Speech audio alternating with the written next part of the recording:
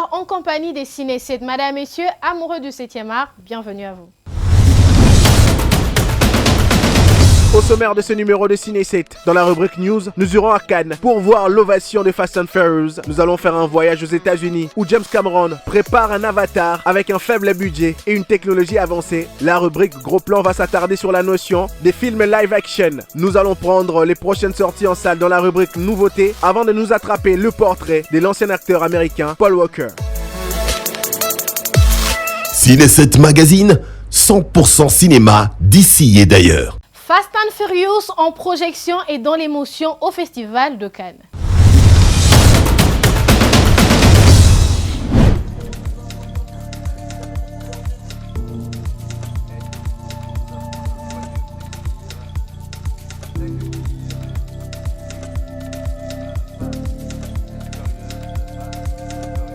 À l'occasion de la projection du premier volet de Fast and Furious au Festival de Cannes pour le 25 ans de la saga, le comédien a rendu hommage émouvant à Paul Walker, comédien phare de la saga, mort tragiquement dans un accident de voiture en 2013 à l'âge de 40 ans. Diesel semblait particulièrement heureux de ce moment à Cannes, prenant la pose de manière espiègle pour les photographes sur les tapis rouges. Il y avait également Michelle Rodriguez et Jordana Brewster qui ont posé pour les photographes avec une ambiance bon enfant à Cannes. Il était accompagné de Meadow Walker, la fille de 27 ans de l'acteur Paul Walker. Les films Fast and Furious ont rapporté plus de 7 milliards de dollars au box-office. Un 11e volet, intitulé Fast Forever, et distribué par Universal Pictures, devrait sortir en mars 2028. Ciné7 Magazine, 100% cinéma d'ici et d'ailleurs. Le réalisateur James Cameron promet 2 nouveaux films Avatar à faible coût.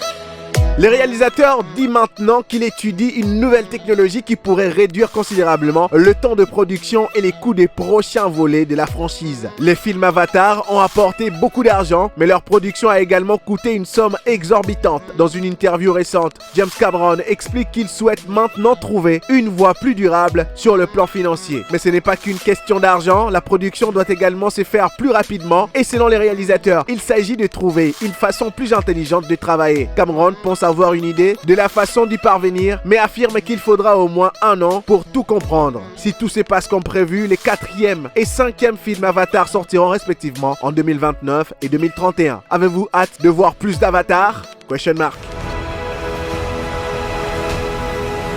And we will find another way.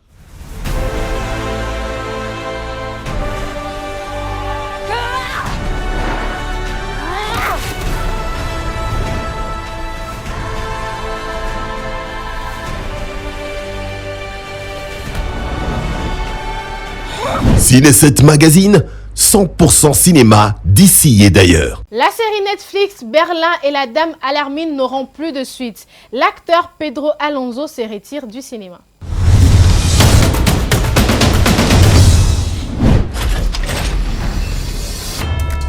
Vous êtes sans doute en train de vous demander, que faisons-nous à Séville? On nous a chargé de dérober ce tableau, la Dame à l'Hermine. Le duc de Malaga, l'individu qui nous a passé cette malheureuse commande.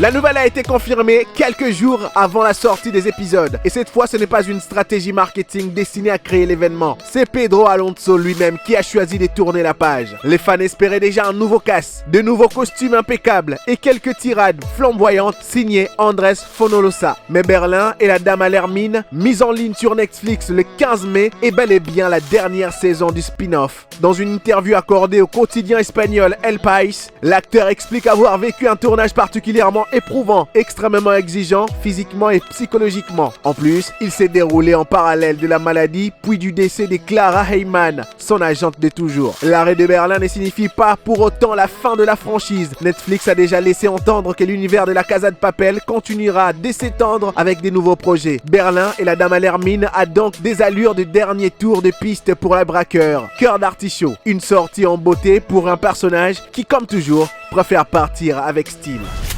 Rock'n'roll.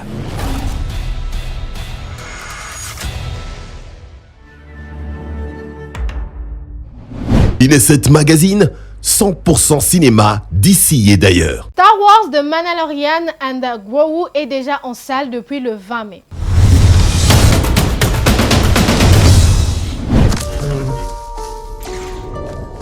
It's an instinct.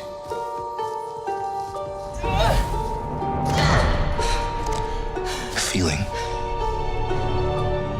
The Force brought us together. Près des 50 ans après la sortie en salle de son premier opus légendaire, la saga Star Wars continue d'avoir le vent en poupe, alors que de nombreuses séries à succès telles que Star Wars Ahsoka, Andor ou encore Star Wars Maul, Seigneur de l'Ombre continuent de voir le jour pour étendre l'univers de la saga. Un nouveau long métrage va bientôt être dévoilé sur le grand écran. Les inconditionnels de Star Wars auront sans doute aperçu dans les nouvelles images quelques visages familiers. Zeb Orrelios de la série Star Wars Rebels, toujours porté par la voix de Steve Blum. Le redoutable chasseur de primes Embo, apparu dans Star Wars The Clone Wars, est doublé par Dave Filoni lui-même. Même aussi les puissants clans des Hutt, représentés par leur chef Rota, Jeremy Allen Wright, fils du célèbre Jabba. Autant de références qui laissent présager la présence tout au long du film des nombreux clins d'œil que les spectateurs pourront s'emparer de répertorier. En salle depuis le 20 mai, Star Wars The Mandalorian and Grogu s'est annoncé comme l'occasion idéale de fêter le 49e anniversaire de l'univers initié par George Lucas en 1977, alors que la communauté trépigne d'impatience, revenant sur l'ultime bande d'annonce de ce projet ambitieux pour faire le point sur son intrigue, sa galerie de personnages haute en couleurs et les nombreuses références que les fans commencent déjà à recenser.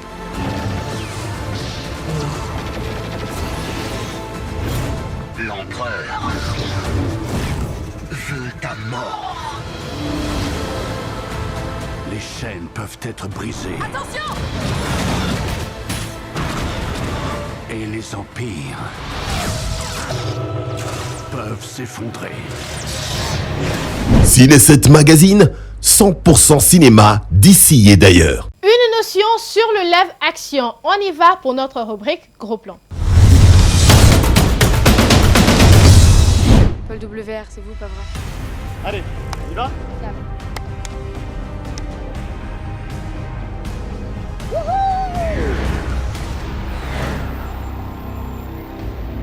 L'idée, c'est de prendre l'astronaute le plus talentueux de sa génération, mais en fait, la fin du monde approche, et il se souvient, il a des bribes de son enfance qui lui rappellent que détruire la Lune Rouge n'est pas la chose à faire, et il fuit. Nous sommes toujours sans nouvelles de Paul WR. Un live action ou prise de vue réelle en français est une œuvre cinématographique ou télévisuelle tournée avec des vrais acteurs, des animaux ou des décors réels par opposition à l'animation. Ce terme est très utilisé pour désigner les adaptations des dessins animés, des mangas ou des jeux vidéo en film ou série. Mais pourquoi ce format est-il populaire? Premièrement à cause de l'immersion et du réalisme. Il donne une apparence humaine et tangible à des personnages et univers autrefois imaginaires ou dessinés. Aux infos, ils disent que vous êtes le seul qui pourrait nous sauver. Du coup, il fallait, à côté de lui, pour donner du relief, un personnage beaucoup plus marrant aussi, un personnage de l'espoir.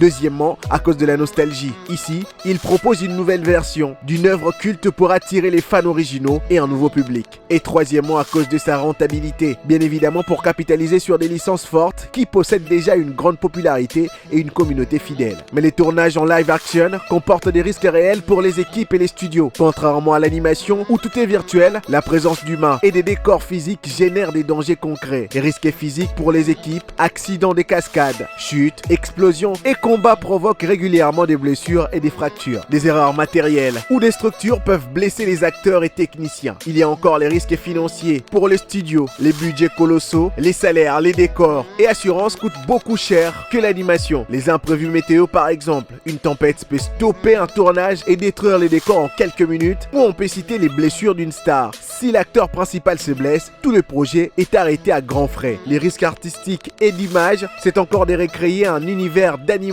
et des mangas comme Dragon Ball Z ou Death Note déçoivent souvent la communauté. Effets visuels ratés. Intégrer des éléments numériques sur des vrais acteurs donne parfois un effet irréel et effrayant. À titre d'exemple, Brandon Lee, lors du tournage du film The Crow en 1993, a été mortellement touché au ventre par un fragment de balle réelle resté coincé dans les canons d'un revolver, alors que la scène ne devrait utiliser que des balles à blanc. On peut encore citer la directrice de la photo, Alina Hutching, dans le film Rust en 2021, 2021. Elle a perdu la vie après un tir accidentel d'Alec Baldwin. L'arme de pointe qui lui avait été remise contenait une vraie balle par erreur. En conclusion, les vrais effets spéciaux ont zéro risque avec les personnages fictifs ou dessins animés. Mais lorsque ces mêmes effets et cascades doivent être adaptés sur des vrais acteurs, les dangers est multiplié par 10 et les incidents regrettables ne sont pas si loin que ça.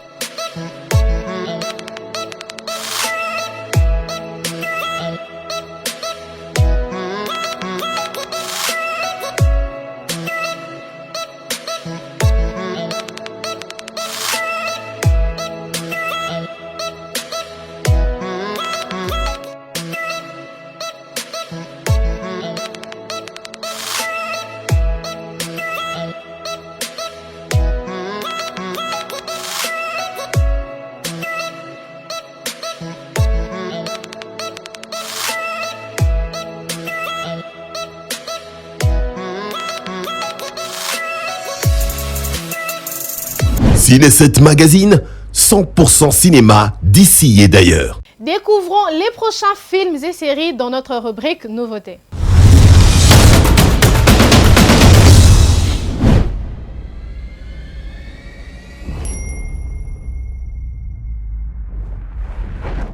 Salut Stuart. C'est comment dehors? Je crois qu'il y a une petite marge de progression. Je n'ai que quelques secondes pour vous expliquer. Alors soyez attentifs. J'hallucine ou t'as un frère jumeau? Je suis une version alternative de toi. Rien de tout ça n'est normal. Quand tu éteins la lumière, ils disparaissent. Ce cauchemar apocalyptique. Les failles dimensionnelles. Tu peux empêcher ça. Tous à genoux, devant le chef suprême de South Pasadena. Bonjour, prisonnier. Kripke? Lavez la fille et amenez-la dans ma chambre. Plutôt crevé? Je comprends. Lavez-la et tuez-la. Je fais une pistache. Tu peux rétablir l'ordre. Faire en sorte que tout redevienne comme avant. Mon enfance m'a conduit à cet instant précis. Mon super pouvoir, c'est les BD. C'est le truc le plus débile que j'ai entendu. Vous me suivez?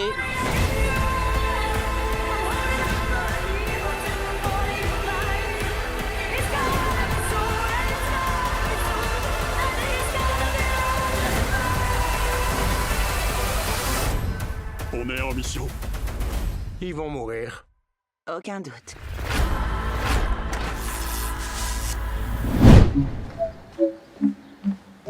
Bruno. Oui. Quoi? Ça va te paraître complètement farfelu au premier abord, mais il faut que tu me fasses confiance. Ok. J'ai la certitude absolue que le monde dans lequel nous vivons n'est pas réel. Ok, t'as pris les champignons? Tout est bidon, il n'y a rien de réel. Ça, c'est réel ou pas? Non. Bah si, ça vaut 8000 balles, c'est forcément réel quand même. J'ai vu une boulangère qui avait 8 doigts à chaque main. On est dans un monde fabriqué et il y a des bugs qui traînent, voilà. Franchement, je vais être honnête, hein. Ça me chie la tête, ton truc, là. Oh là! Ah merde! Oh là là, ça y est, je perds les os. T'es sûr? Bah, tu vois bien. Ah, c'est une fille en plus! Attends, ça y est, on est parents, là? Là, t'as rien vu de bizarre? Bah, c'est pas bizarre, elle a accouché, quoi, c'est la nature. Tu captes pas le concept de simulation, je vois bien. Non, mais si, bien sûr que si, que je capte, ça va, oh, c'est bon, hein, tout est réel, je suis pas débile. Non, rien n'est réel. Je te le dis, tu vas être une maman exceptionnelle, j'en suis certain. Tu commences hyper bien. C'est vrai? 100%. Maman! Moins fort. On n'appelle pas maman la reine de France. Est-ce qu'ils vont venir nous tuer? D'Artagnan, Louis doit quitter secrètement le palais cette nuit même et se cacher hors de Paris. Ne vous inquiétez pas, votre Altesse, sur tout prévu. Louis va quitter le palais secrètement cette nuit même et se cacher hors de Paris. Oui, c'est ce que je viens de dire. Cyrano de Bergerac, j'ai besoin de toi pour une mission secrète de la plus haute importance. Tu es le seul à qui je peux demander ça. Je sais que tu peux tout me demander, sauf de m'occuper d'un enfant. Ou d'un roi. Je te présente le dauphin de France. Je ferai tout ce qui est en mon possible. Reste où tu es. Je ne suis pas habituée à tant de laideur. Je ne m'occuperai pas de cette vilaine petite personne. Personne ne doit connaître son identité. Les troupes de théâtre en tournée, croyez-moi, il n'y a pas meilleure cachette. Je te présente François. Il est hors de question que je dorme dans un tel endroit. C'est ton Mon fils. Ton fils? Je m'en vais sur le champ. Commande-moi un attelage. Mais enfin, comment tu l'as élevé, Savinien? Faut pas tout leur passer.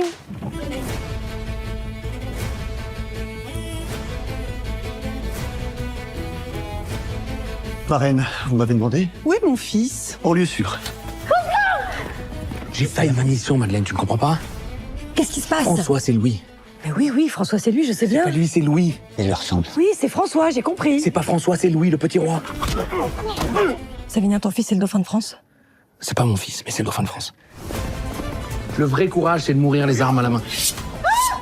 Allez! Sans personne pour en témoigner. Je t'avais demandé de la discrétion, bravo. Comment faites-vous, d'Artagnan, pour toujours trouver des solutions à mes problèmes? Certains disent le talent. Je trouve qu'ils exagèrent. Cet anneau, c'est l'arme la plus puissante de l'univers. La difficulté, gamin, c'est de savoir quand il faut s'en servir. Tu t'es servi de l'anneau pour faire apparaître un biais? Non. L'anneau, comment tu l'as eu? Tu le sais comment je l'ai eu. J'ai clairement pas eu besoin de passer d'entretien. Oh, sans déconner. Peut-être que t'aurais dû, en fait. Un pouvoir de genre, ça se mérite, non? T'étais en couche culotte quand j'ai commencé.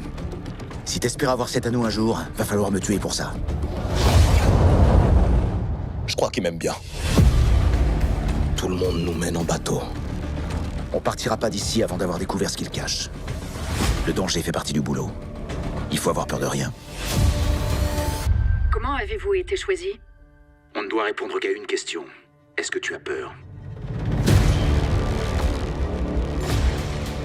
Est-ce que tu as peur? Est-ce que tu as peur? Est-ce que tu as peur? Est-ce que tu as peur? Est-ce que tu as peur?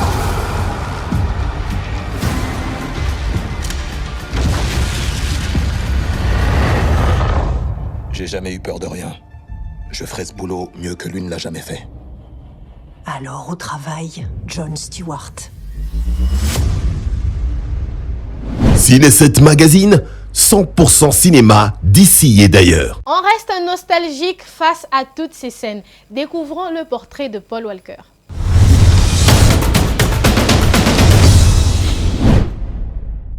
Lieutenant, pour cette mission, il nous faut la crème de la crème. Nous savons où, Brick Mansions. Et nous savons qui. Tremayne Alexander, vous devez vous infiltrer, localiser l'engin et le désamorcer. J'ai passé ma carrière à essayer d'arrêter Tremayne. Il ne sort jamais de Brick Mansions, et il y a des barrages partout. Et on n'a aucune info sur place, aucun contact. Le contact, on l'a. Lino Dupré, un expat franco-antillais. Silhouette athlétique, mesurant 1,88 mètres, cheveux châtain clair et regard bleu perçant, emblématique. Paul Walker est souvent décrit comme le California Boys, typique, adepte des tenues simples, t-shirt, jeans, short de nerd, short de surf et fouillant les artifices des tapis rouges. Il a vu le jour un certain 12 septembre 1973 à Glendale, en Californie. Paul Walker commence sa carrière dès la plus tendre enfance dans les publicités, notamment pour Pampers, avant d'enchaîner les apparitions dans des séries télévisées phares comme Route du Paradis ou Le Feu de l'amour. C'est à la fin des années 90 qu'il crève l'écran dans les productions pour adolescents telles que Pleasantville et Elle est trop bien. L'année 2001 marque le tournant de sa vie. Il décroche le rôle de Brian O'Connor, les policiers infiltrés dans le milieu des courses des rues pour le premier volet de Fast and Furious. Le film devient le phénomène mondial et Paul Walker s'impose comme une figure incontournable du cinéma d'action. Soucieux de diversifier son rôle, il s'illustre également dans des registres plus dramatiques ou d'aventure, comme dans Antarctica, Prisonnier du désert ou Thriller, La peur au ventre. Le 30 novembre 2013, alors qu'il assistait au gala de bienfaisance pour son association, Paul Walker trouve la mort dans un violent accident de voiture à bord d'une Porsche Carrera GT, conduite par son ami Roger Rodas. Le drame survient en plein milieu du tournage de Fast and Furious 7. Le film sera terminé grâce à des technologies d'effets visuels avancées et à la participation de ses frères Caleb et Cody partie faisant office de doublure. Sa disparition a suscité une vague d'émotion mondiale, particulièrement chez son ami proche Vin Diesel, qui a nommé sa propre fille Paulina en sa mémoire. Aujourd'hui, sa fille unique, Meadow Walker, perpétue son engagement écologique à travers la Paul Walker Foundation, dédiée à la protection des océans.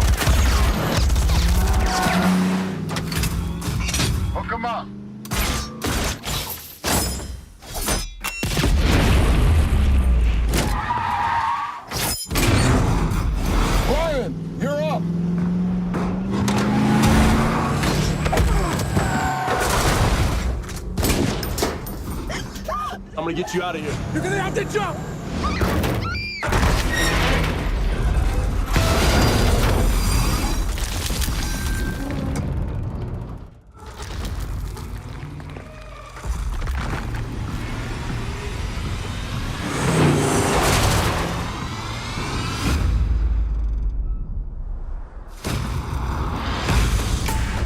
Dominic Toretto, you don't know me.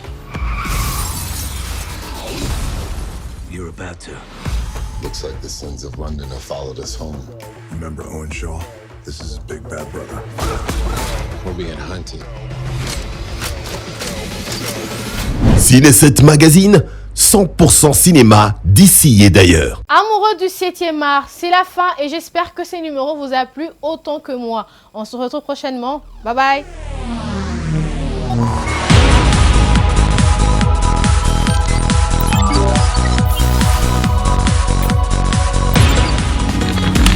Innov TV, vivez la télé dans sa dimension créative.